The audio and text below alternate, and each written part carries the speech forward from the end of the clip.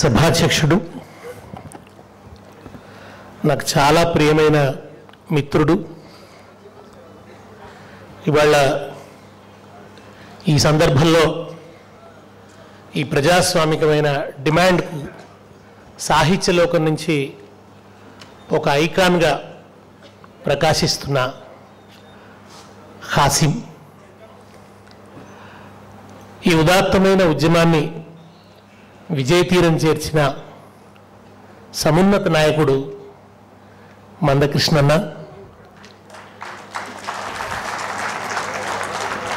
వేదిక మీద ఉన్న ఇతర విజ్ఞులైన పెద్దలు, అక్క విమలక్క, అపారమైన త్యాగానికి, శ్రమకి, పోరాటానికి, చైతన్యానికి ప్రతీకలైన, వారసులైన మాదిగ జాతి చైతన్యానికి నమస్కారం.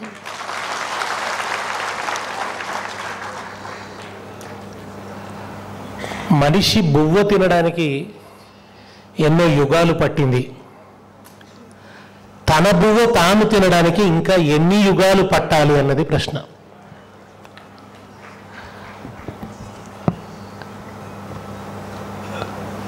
చిన్నప్పుడు ఈ అస్తిత్వ ఉద్యమాలు ఏవి లేనప్పుడు అణగారిన కులాల పట్ల ఒక ఆర్ద్ర హృదయాన్ని ఇచ్చింది, ఒక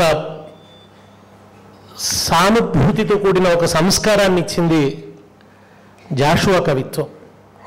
ఆయన జాతీయోద్యమ సందర్భంలోనే చాలా ముందు చూపుతో ఈ అట్టడుగు వర్గాల హృదయ స్పందనల్ని పద్యాలుగా రాసినాడు ఆయన.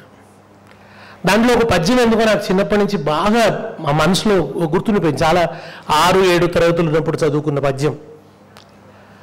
చాలా పద్యాలు, జాషువా పద్యాలన్నీ కూడా నిరంతరం మనసులో మెదులుతూనే ఉంటాయి. ఒక పద్యంలో ఆయన ఈ దళిత జాతికి, అంటరాని కులాలకు ఈ దేశం రుణగ్రస్త అంటాడు, బాకీ పడి ఉన్నది ఈ దేశం అంటాడు. ముప్పు ఘటించి వీని కులమున్ కలిమున్ కబళించి దేహమును పిప్పియనొచ్చు ఈ భరతవీరుని పాదము కందకుండగా చెప్పులు కుట్టి జీవనము సేయును గాని నిరాకరింపలేదెప్పుడు.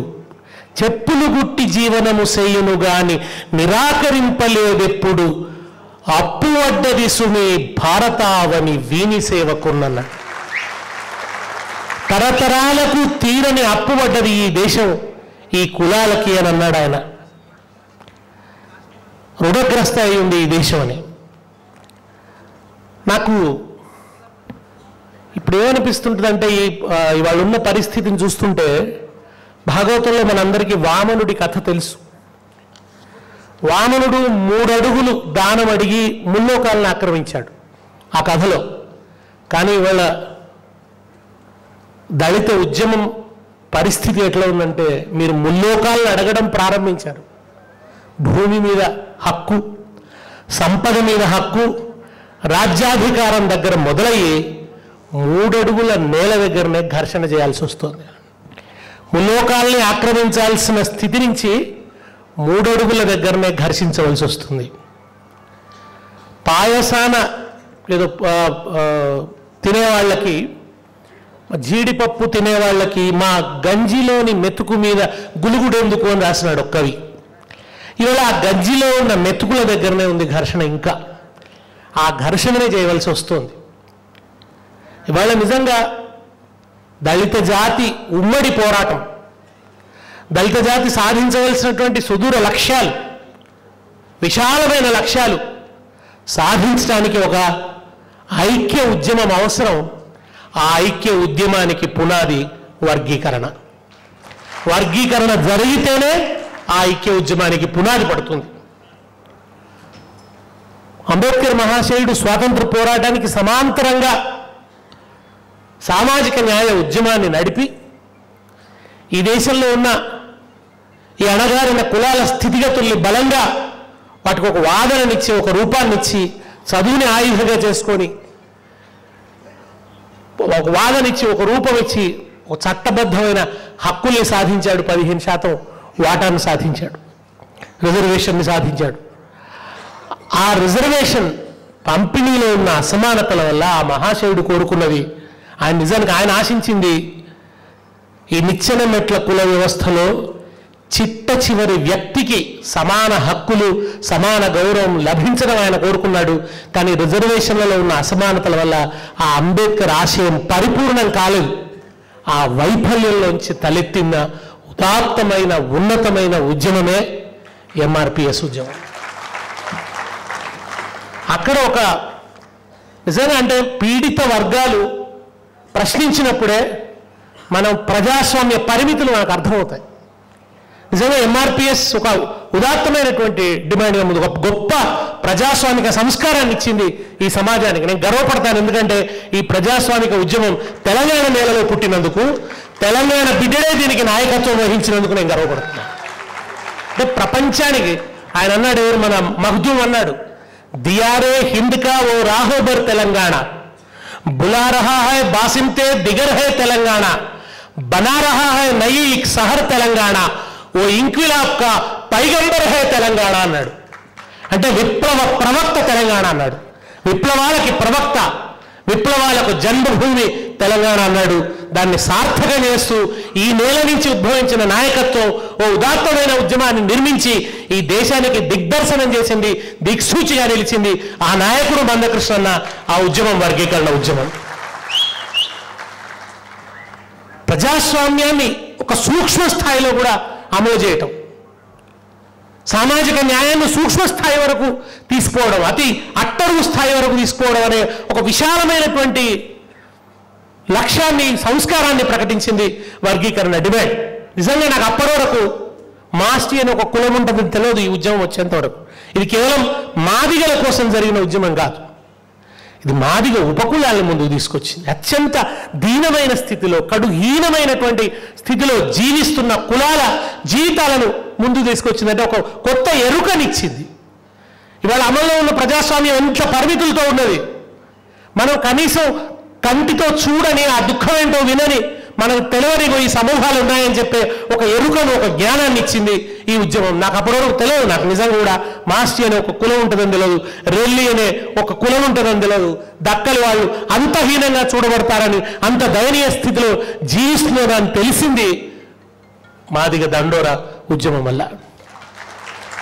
ఈ తెలంగాణ నేలలో పుట్టినందుకు, ఇక్కడ ప్రగతిశీల ఉద్యమాలతో ఎంతో కొంత సంబంధం కలిగి ఉన్నందుకు, ముఖ్యంగా మా సిద్దిపేటలో సిద్ధారెడ్డి గారు మంజీర రచయితల సంఘం ఆ నీడలోకి వచ్చినందుకు, మానవత భావుకత మా వస్తు శిల్పాలు, జీవితపు విలువలే మాలంకారాలు, సమభావ సంస్కృతులే మారమ్య హర్మ్యాలు, మాటలై బాటలై మార్గోగు పాటలై, మంజీర రచయితల సంఘం మాది అని రాసుకున్నాం.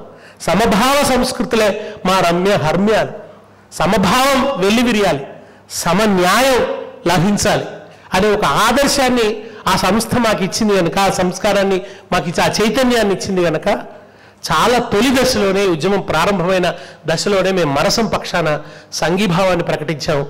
మా సిద్దిపేట ప్రాంతంలో దండోరా నుంచి జరిగిన అనేక సభలలో నేను పాల్గొన్నాను. అది నాకు చాలా అంటే జీవితానికి సంబంధించిన సార్థకతగా, ఒక గర్వకారణంగా నేను భావిస్తాను. గురాల శ్రీనివాస్ మాదిగా మా దగ్గర ఆయన నాకు అప్పుడే ఒకసారి నేను దుబ్బాకలో ఒక సభ జరిగితే ఆ రోజు మేరీ మాదిగా ఎద్దు కూర చిన్నోడే ఎంత ముద్దుగున్నోడే అని పాడింది. ఆ పాట నాకు ఎంత నచ్చిందో అప్పుడు తెలియదు నాకు అది. ఎందుకంటే నేను పుట్టిన సామాజిక నేపథ్యం వేరు, నిచ్చెన మెట్ల కుల వ్యవస్థలో పైన బ్రాహ్మణ కులంలో పుట్టిన. అందుకేనేమో బహుశా ఇవాళ నన్ను ఆఖరు ఉపన్యాసకుడిగా పెట్టిండు కాసిం. అది సామాజిక న్యాయం అని భావించినాడు ఆయన. అంటే ఈ సభ సంపూర్ణంగా సామాజిక న్యాయాన్ని సాధించింది అనడానికి ఇది కూడా ఒక తార్కాణమే అనమాట. కానీ అట్లా నాకు ఒక కొత్త సంస్కారాన్ని, ఒక కొత్త జీవితాన్ని, ఒక కొత్త ప్రపంచాన్ని పరిచయం చేసింది ఈ ఉద్యమం. సమాజాన్ని మరింత ప్రజాస్వామికీకరించింది. అత్యంత పీడితులు, అత్యంత బలహీనులు చేసిన అత్యంత బలమైన పోరాటం దండోరా ఉద్యమం. అత్యంత పీడితులు, అత్యంత బలహీనులు చేసినటువంటి ఒక బలమైన ఉద్యమం ఈ ఉద్యమం.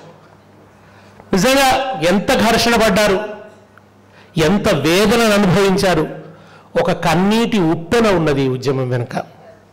ఇవాళ కృష్ణన్న ఆ పాట వింటూ మీరందరూ చప్పట్లు కొడుతుంటే నాకు నిజంగా ఆ కన్నీటి ఉప్పెననే ఇక్కడ ఒక కుంభవృష్టి కురుస్తున్నట్టుగా అనిపించింది. ఒక గడ్డగట్టిన దుఃఖం ఉన్నది, మామూలు దుఃఖం కాదు ఇది, చాలా గడ్డగట్టిన దుఃఖం ఉంది. ఒక అమరత్వం ఉంది. అమరత్వం ఆరాధనీయమైంది, అమరత్వం మనందరికీ కూడా చాలా సమున్నతమైంది. కానీ అమరత్వం వాంఛనీయం అనుకోమను. కనుక ఆ దుఃఖం ఉంది, ఆ ఘర్షణ ఉంది, ఆ పోరాటం ఉంది. ఎన్ని ఒడిదుడుకుల్ని అనుభవించారు, ఎన్ని కల్లోలాలను అనుభవించారు. నేను ఇంతకుముందే కృష్ణన్నతో అంటున్నా, తన యావత్ జీవితం ధారపోసిండు కృష్ణన్న.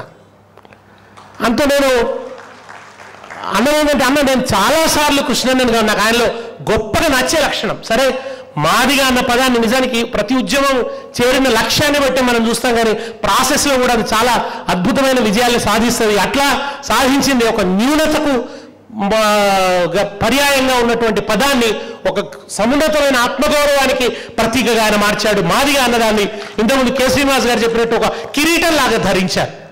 అది ఒక అసాధారణమైనటువంటి మార్పు సమాజంలో. మనకు ఆ మార్పు జరుగుతున్నప్పుడు మామూలుగా అనిపిస్తుంది. పర్వతాన్ని పెకిలించి అవతల పారేయటం అది మామూలు విషయం కాదు. అది అప్పటి వరకు ఉన్న ఒక సామాజిక నిర్మాణాన్ని ఇట్లా మార్చి పారేయడం, ఒక సామాజిక ఒక కల్చర్ని మార్చేయడం, అప్పటిదాకా ఉన్నటువంటి భావజాలాన్ని తలకిందులు చేయడం, అట్లా ఒక అద్భుతమైన ఫీట్ చేశాడు ఆయన చరిత్రలో. ఒక అద్భుతమైన పరిణామాన్ని సృష్టించాడు. అది ఒక విజయం. ఆయన ఎప్పుడు చూసినా కానీ నాకు చాలా గొప్పగా అనిపించింది ఏంటంటే, నిజంగా అంటే అది ఒక గొప్ప నాయకుడి లక్షణం. ఎన్ని ఒడిదుడుకులు వచ్చినా ఆయన గొంతులో నేను ఒక్కసారి కూడా సెల్ఫ్ పిటీని వినలేదు, ఎప్పుడు కనబడలేదు. ధాటిగా మాట్లాడడమే, ఓ నైతిక బలంతో మాట్లాడడమే అనమాట, దట్టించి మాట్లాడడమే. ఏ విషయం గురించి మాట్లాడినా ఆయన అంత ఖండితంగా మాట్లాడతారు, అంత ఖచ్చితంగా మాట్లాడతారు. దాని వెనుక ఉన్న నైతిక బలం, ఈ డిమాండ్ ఉన్నటువంటి నైతిక బలం ఆయన చేత అట్లా మాట్లాడించింది. ఎప్పుడు కుంగుబాటు కనబడలేదు. నిజానికి మామూలు ఆటుపోట్లు రాలేదు కదా ఉద్యమంలో. ఒక దశ ఇంకా అయిపోయింది అనిపించింది. సుప్రీంకోర్టు తీర్పు తర్వాత ఇంకేముంది, ఇంకా అయిపోయింది, అసలు దారి తెన్ను కనబడినటువంటి పరిస్థితి. నేను ఇంతకుముందు అన్నాను, అంటే ఒక సమస్య కూడా ఎట్లా ఉంటుందంటే, ఒక దశ దాటిన తర్వాత చెప్తుంటే కూడా ఎవరు వినరిగా. నేను జయశంకర్ గారిని అడిగాను, 69 ఉద్యమం అయిపోయిన తర్వాత ఆ గ్యాప్లో మీ పరిస్థితి ఏం సార్ అని అడిగిన. అంటే చెప్తే వినేటోడు ఎవరు లేడు. తెలంగాణ జరుగుతున్న అన్యాయము ఇవన్నీ చెప్తామంటే వినేవాడు ఎవడు లేడు. రిసీవింగ్ ఎండ్ అనేది లేదు. విజయం వచ్చినప్పుడు చాలామంది వస్తారు, హర్షధ్వానాలు మిన్నుముట్టుతాయి, చప్పట్లు తరుస్తారు, ఆ విజయాన్ని చాలామంది సొంతం చేసుకుంటారు. కానీ అపజయం వచ్చినప్పుడు అది చాలా గాఢాంధకారం వల్ల ఉంటుంది పరిస్థితి. ఆ సమయంలో ఎవరు ఆ అండదండ మెల్లమెల్లగా పక్కకున్న వాళ్ళంతా తొలగిపోతుంటారు, మెల్లమెల్లగా అసలు నిజానికి పరాజయంలోనే మరింత బలాన్ని ఇవ్వాలి, అపజయ సందర్భాల్లోనే మరింత గట్టిగా నిలబడాలి. కానీ ఆ సమయంలోనే మనుషులు వీడిపోతుంటారు. కానీ ఆ సందర్భాల్లో కూడా పిసరంత కుంగుబాటును కూడా ప్రదర్శించలేదు కృష్ణన్న ఎప్పుడు కూడా. ఆవగింజంత కుంగుబాటును కూడా ఆయన ఎప్పుడు ప్రదర్శించలేదు. నాకు మన కరీంనగర్ మానేరు బ్రిడ్జ్ మీద ఫాదర్ ఒక ఆయన బైబిల్ పెట్టుకొని చదువుతుండేవాడు. ఎవరు విన్నా వినకున్నా ఆయన బైబిల్ చదువుతూ ఉండేవాడు. ఒక దశలో ఎవరు విన్నా వినకున్నా కృష్ణన్న తన డిమాండ్ తాను వినిపిస్తూ పోయినాడు, చెప్తూ పోయినాడు. అంతే.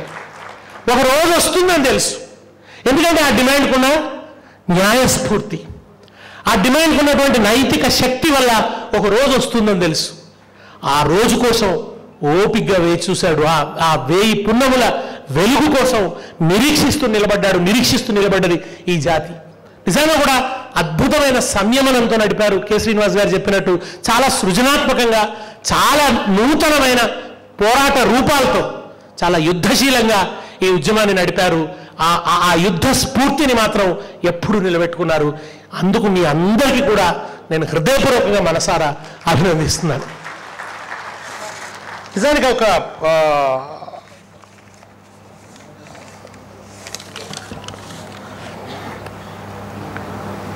ఇది ఇప్పుడు నాకు చాలామంది కూడా అప్పటి నుంచి పోలుస్తూ వస్తున్నారు, తెలంగాణ ఉద్యమంతో పోలుస్తూ వస్తున్నారు. నిజంగా అట్లానే అనిపిస్తుంది. ప్రతి సందర్భంలో ఒక పోలిక కుదురుతున్నట్టు అనిపిస్తుంది. తెలంగాణ ఉద్యమంలో కూడా అన్ని పార్టీలు అనుకూలమే. చివరికి ఆంధ్ర ప్రాంతంలోనే పుట్టి వేర్లు అక్కడనే ఉండి కొమ్మలు రమ్మని మాత్రమే ఇక్కడ ఉన్న తెలుగుదేశం పార్టీ కూడా అనుకూలంగా తీర్మానం చేసింది. ఎక్కడ ఏ అడ్డంకి లేనట్టే ఉంటుంది, కానీ తెలంగాణ రాదు. సరిగ్గా ఎన్నికలకు ముందు అన్ని పార్టీలు జై తెలంగాణ అంటాయి, ఎన్నికలు అయిపోగానే అన్ని నై తెలంగాణ అంటాయి. ఇట్లాంటి ఒక విచిత్రమైన పరిస్థితి, ఒక మాయాజాలం కమ్మి ఉండేది. సరిగ్గా దండోరా కూడా విస్తృతమైన మద్దతు కూడా కట్టింది. ఇది అసాధారణమైన మద్దతు. నేను ఇటువంటి మద్దతును, ఇంత సంఘీభావాన్ని అటు తెలంగాణ ఉద్యమానికే చూసినా, మళ్ళీ దండోరా ఉద్యమానికే చూసినా. చరిత్రలో ఇటువంటి ఉద్యమాలు అపూర్వం. బహుశా ఇంతటి సాలిడారిటీ మనం చూడడం, ఇంత విశాలమైన ప్రజారాశుల నుంచి మద్దతు. ఆయన అట్లా జయశంకర్ గారు అనేవాళ్ళు ఆర్ఎస్ఎస్ నుంచి ఆర్ఎస్యు వరకు అని. కృష్ణంలో కూడా అదే సాధించాడు. ఆర్ఎస్ఎస్ నుంచి ఆర్ఎస్యు వరకు, విప్లవ పార్టీల నుంచి మోడీ దాకా అందరూ ఈ ఉద్యమాన్ని సమర్థించిన వాళ్ళే, ఈ డిమాండ్ యొక్క వెనుక ఉన్న న్యాయాన్ని గుర్తించిన వాళ్ళే. అంత సమ్మతిని ఆయన కూడగట్టాడు. దానికోసం ఆయన ఎన్ని పాటలు పడ్డాడో, ఏ మనుషుల్ని ఎట్లా బతిలాడిండో, కడుపులో తలకాయ పెట్టిండా, కన్నీళ్లు పెట్టుకున్నాడా, ఏం చేసిండు, ఏం చేసినా అది ఈ జాతి కోసం చేసిండు, ఈ జాతి అభ్యున్నతి కోసం చేసిండు, ఈ జాతి న్యాయమైన హక్కుల కోసం చేసిండు. ఆ కనీస హక్కుల కోసం, న్యాయమైన, చాలా ప్రజాస్వామికంగా రాజ్యాంగబద్ధంగా రావాల్సిన హక్కుల కోసం కూడా నెత్తురు ధారపోయాల్సి రావడమే ఈ దేశంలో ఉన్న విషాదం. అది పాలక వర్గాలు సృష్టించిన ఒక భయంకరమైన స్థితి. అత్యంత సహజ సిద్ధమైనటువంటి న్యాయం కోసం, హక్కుల కోసం, రాజ్యాంగం ప్రసాదించిన హక్కుల కోసం కూడా, ఆ సమానత్వం కూడా నెత్తురు పారించాల్సి రావడం అనేది ఈ దేశంలో ఉన్నటువంటి విషాదం. తెలంగాణ ఉద్యమం ఎన్నికలు మాధ్యమంగా రాజకీయ యుద్ధం చేసింది. మీరు న్యాయ పోరాటం చేశారు. న్యాయపరంగా దాన్ని ఎంత దూరం తీసుకోవాలో అంత దూరం తీసిపోయి ఇవాళ దీనికి ఉన్న అన్ని అవరోధాలు తొలగిపోయి విజయం అంచుల దగ్గర నిలబెట్టగలిగింది నాయకత్వం. మీ అందరి పోరాటం కూడా వాళ్ళు ఆ స్థితిలోకి తీసుకొచ్చినారు. ఇక ఇప్పుడు ఈ నిర్ణయం ఇర్రివర్సబుల్, ఈ తీర్పు ఇర్రివర్సబుల్. దీన్ని ఎవరో ఇంకా వెనక్కి తిప్పలేదు. ఇంకా ఇప్పటికీ ఏదో మాట్లాడుతూ ఉన్నారంటే అది ఏదో అదో గత జల సేతు బంధనం లాంటిది. ఇంతకుముందు కృష్ణతో మాట్లాడుతుంటే అనిపించింది, తెలంగాణ ఉద్యమం చివరిలో కూడా కొన్ని మాటలు వచ్చేవి, రాయల్ తెలంగాణ చేయండి, లేకుంటే యూటీ చేయండి. ఇప్పుడు కూడా అట్లాంటి ప్రతిపాదనలే వస్తున్నాయి. అట్లాంటి ఒక వాతావరణమే ఉంది. 2004లో ఇస్తామన్న తెలంగాణ 2014 వరకు ఇవ్వకపోవడం వల్ల సమాజం చాలా క్షోభను అనుభవించింది, చాలా ప్రాణ నష్టం జరిగింది. నేను ఇవాళ కోరుకునేది ఏంటంటే అటువంటి ఒక అనవసరమైన జాప్యం, ఆలస్యం ఇక ముందు ఈ పోరాటంలో జరగద్దు. అటువంటి ఆలస్యానికి ఇప్పుడున్న ప్రభుత్వం తావివ్వద్దు అని చెప్పి నేను కోరుకుంటున్నాను. అటువంటి క్షోభకు ఈ జాతిని గురి చేయొద్దని చెప్పి నేను కోరుకుంటున్నాను. దానివల్ల చాలా విషాదాన్ని అనుభవించింది, చాలా ఒక దుఃఖాన్ని, ఓ నరకాన్ని అంతా కూడా అనుభవించాలి. అట్లాంటి స్థితిలోకి ఈ జాతిని నెట్టివేయొద్దని చెప్పి మాత్రం ఈ ప్రభుత్వాన్ని కోరుతున్నాను. ఇప్పుడు ఇది సబ్జుడిస్ కాదు, తీర్పు వచ్చేసింది, ఏ అడ్డంకులు లేవు. రాష్ట్రాలకు సుప్రీంకోర్టు అధికారం ఇచ్చింది. ఎంపిరికల్ డేటాకు సంబంధించినటువంటి ఆ కృషి ఏదో, ఆ పరిశ్రమ ఏదో, ఆ ప్రయత్నం ఏదో, శోధన ఏదో, సర్వే ఏదో జరిగిపోయింది. కమిషన్ వేశారు. కమిషన్ 60 రోజుల్లోనే రిపోర్ట్ ఇమ్మన్నారు. వాళ్ళు 100 రోజులు అయిపోయింది. ఇంకా అతిగతి లేనటువంటి పరిస్థితి ఉన్నది. ఈ దశలో దీన్ని సాగదీయకుండా, రకరకాల కారణాల చేత సాగదీసేటువంటి ప్రయత్నం చేయకూడదని మాత్రం ఇవాళ ఉన్న ఈ ప్రభుత్వ వ్యవస్థని నేను హెచ్చరించదలుచుకున్నాను, విజ్ఞప్తి చేయదలుచుకున్నాను. అప్పుడు కూడా ఏం జరిగిందంటే, నిజానికి ఆంధ్ర తెలంగాణ విడిపోవాల్సిన సందర్భంలో ఆంధ్ర ప్రాంత సమస్యల్ని ఎజెండా మీదకి లేకుండా సమైక్యవాదం అని మొండిగా వాదించడం వల్ల ఆ ప్రాంతానికి కూడా, ఆ ప్రాంత సమస్యల గురించి జరగాల్సిన చర్చ జరగకుండా పక్కకు పోయినటువంటి పరిస్థితి ఉన్నది. ఇవాళ కూడా మళ్ళా అటువంటి పరిస్థితి ఈ ఉద్యమంలో రావద్దని కోరుతూ రేవంత్ రెడ్డి గారు ప్రకటించారు. నేను సత్వరమే దీన్ని అమల్లోకి తెస్తా అన్నారు. దాన్ని నిలబెట్టుకొని ఏమాత్రం ఆలస్యం చేయకుండా ఈ వచ్చే బడ్జెట్ సమావేశాల్లోనే వర్గీకరణ బిల్లును పెట్టవలసిందిగా ఈ సభ సాక్షిగా డిమాండ్ చేస్తూ సెలవు తీసుకుంటాను. నమస్కారం.